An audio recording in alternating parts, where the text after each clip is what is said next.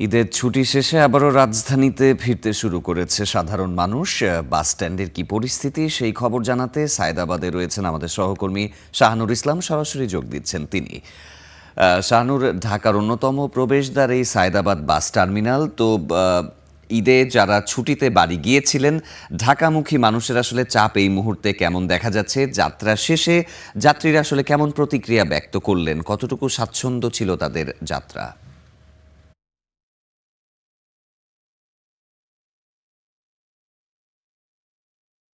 বেলা বাড়ার সাথে সাথে কিন্তু যেটা বলছিলাম, সায়েদাবাদ ঢাকার প্রবেশমুখ এবং এটি দিয়েই কিন্তু অনেক মানুষ ঢাকায় প্রবেশ করে এবং বেলা বাড়ার সাথে সাথেই যারা আসছেন তাদের চাপ কিন্তু বাড়তে শুরু করেছে। এর আগেও আমরা মহাখালী টার্মিনালে ছিলাম, রেলওয়ে স্টেশনে ছিলাম। সায়েদাবাদে কিন্তু তুলনামূলক যাত্রীর চাপ বেড়েছে বেলা বাড়ার সাথে সাথে। এবং যেটি বলছিলেন যে ভোগান্তি আছে কিনা, আমরা যাত্রীদের সাথে কথা বলছিলাম, তারা জানাচ্ছিলেন যে মহাসড়কে কিন্তু এইবার তেমন কোনো ভোগান্তি নেই। যেহেতু দীর্ঘ ছুটি ছিল, তারা জানাচ্ছিলেন মানুষ ভেঙে ভেঙে কিন্তু অলরেডি ঢাকায় আসতে শুরু করেছে এবং গতকালকে যাদের কর্মঘণ্টা শুরু হয়েছে, আজকে যাদের কর্মঘণ্টা শুরু হয়েছে, সুতরাং সবাই আসতে শুরু করেছে। পাশাপাশি যারা সায়েদাবাদ টার্মিনালে যারা কর্তৃপক্ষ রয়েছেন, যারা যাত্রীদের নিয়ে কাজ করেন, তারা জানাচ্ছিলেন যে দিন যত আরও বাড়বে, অর্থাৎ আগামীকালকে যেহেতু একটি সরকারি ছুটি রয়েছে এবং যাত্রীর চাপ ব্যাপকভাবে বাড়তে পারে, শুক্র এবং শনিবারের পরে আসলে চাপ বাড়তে পারে। তবে সায়েদাবাদ টার্মিনালে কিন্তু সকাল থেকেই আমরা দেখেছি যে বিভিন্ন রুট থেকে ছেড়ে আসা বাসগুলি ঢাকায় প্রবেশ করছে এবং যাত্রীরাও তাদের স্বস্তির কথা জানাচ্ছিলেন যে প্রশাসন থেকেও বেশ সহযোগিতার হাতই বাড়িয়ে দিয়েছে। তারা বলছিলেন কোনো ধরনের ভোগান্তি যেন মহাসড়কে তৈরি না হয়, তার জন্য বিভিন্ন পয়েন্টে ট্রাফিক পুলিশ যারা রয়েছেন তারা কাজ করছেন যেন কোনো ধরনের ভোগান্তি তৈরি না হয়। পাশাপাশি যাত্রীদের কিন্তু কিছু কিছু অভিযোগও আমরা দেখেছি।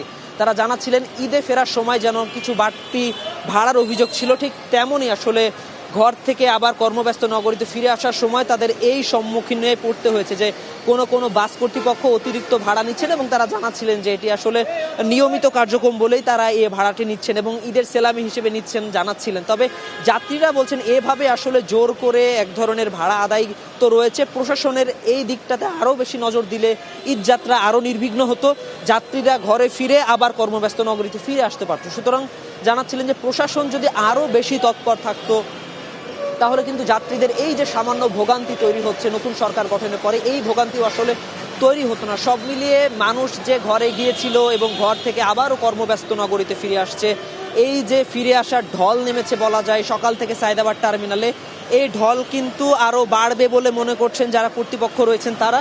সুতরাং আজকে 25 তারিখ, কালকে যেহেতু সরকারি ছুটি রয়েছে, তারপরে শুক্র শনি, এই 2 দিনে কিন্তু যাত্রীর চাপ আরও বাড়বে বলে মনে করছেন যারা সায়েদাবাদ টার্মিনালে রয়েছেন। পাশাপাশি অন্য যারা কর্তৃপক্ষ রয়েছে তারা মনে করছেন যে আজকের থেকেও ধীরে ধীরে চাপ বাড়তে পারে। সাফাত, শাহানুর, আপনাকে ধন্যবাদ। সায়েদাবাদ বাস টার্মিনাল থেকে ঈদের ছুটি শেষে কর্মস্থলে ফেরত মানুষের খবর জানাচ্ছিলেন আমাদের সহকর্মী।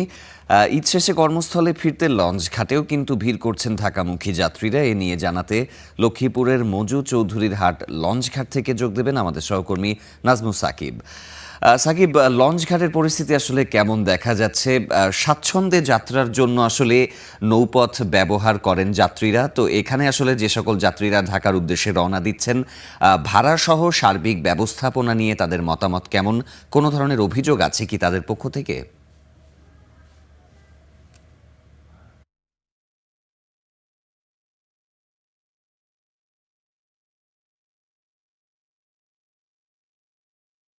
ধন্যবাদ। আমি সেই সকাল থেকে মূলত লক্ষ্মীপুর মজু চৌধুরী হাট এই লঞ্চ ঘাটে অবস্থান করছি।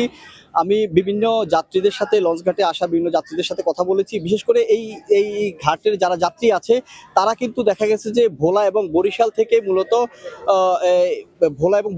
এই ঘাটটি হয়ে চট্টগ্রাম এবং এই চট্টগ্রাম বিভাগীয় প্রায় 21টি জেলা শহরের মূলত যাতায়াত করে থাকে। সেই ধারাবাহিকতায় ভোলা এবং বরিশাল থেকে কিন্তু বেশ কয়েকটি লঞ্চ ইতিমধ্যে কিন্তু এই ঘাটে এসে তারা কিন্তু আসার পর যাত্রী যারা ছিল তাদের সাথে আমি কথা বলার পর তারা স্বস্তি প্রকাশ করেছে। তারা বলছে তেমন কোনো অস্বস্তিকর তেমন কোনো বেগ তাদেরকে পোহাতে হয়নি।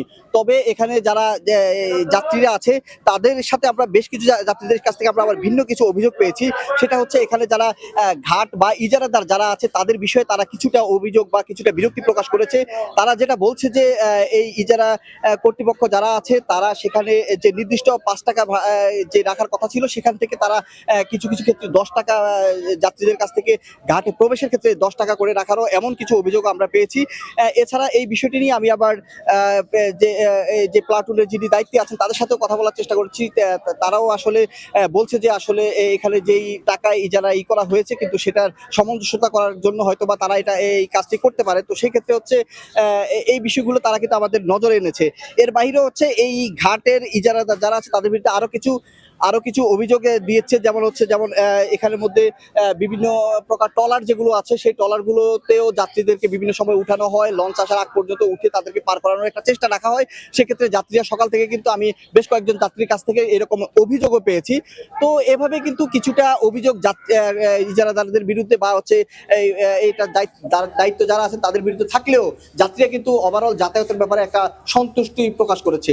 লক্ষ্মীপুর থেকে এই ছিল আমার কাছে লঞ্চ যাত্রীদের খবরাখবর। নাজমুল সাকিব, আপনাকে ধন্যবাদ।